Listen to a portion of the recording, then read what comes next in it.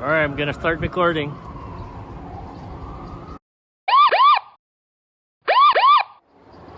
Hello and welcome to How to Helen, where you learn something different every day.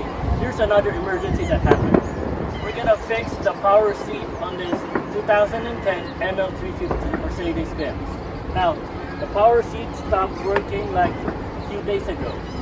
And as you can see, the seats are not working. And the dealer wanted to charge him $200 just to diagnose it. So I told him, wait for me to bring my tools so I can diagnose it for you properly.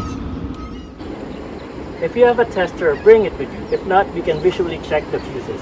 Now the fuses are located here at the trunk on the passenger side. So remove the panel. There should be two knobs that you need to release to open this. Then you open it. Then you will see the fuses here.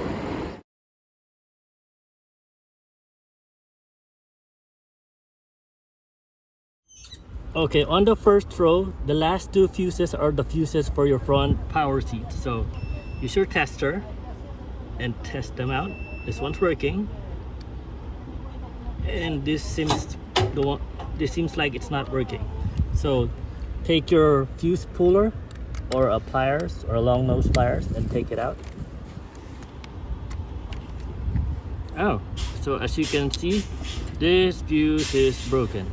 It is a 30 amp fuse, so replace it with another 30 amp fuse, green one, and put it in. Now let's test the seats. Alright, now test it. And as you can see, it is moving forward, back, and even the rear is moving forward and back. And it's going down and up. There you go. Yes! And that is how you fix the power seats on a 2010 Mercedes ML350. Always check the fuse first.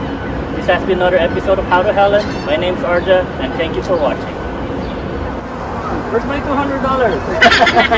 I'm just kidding.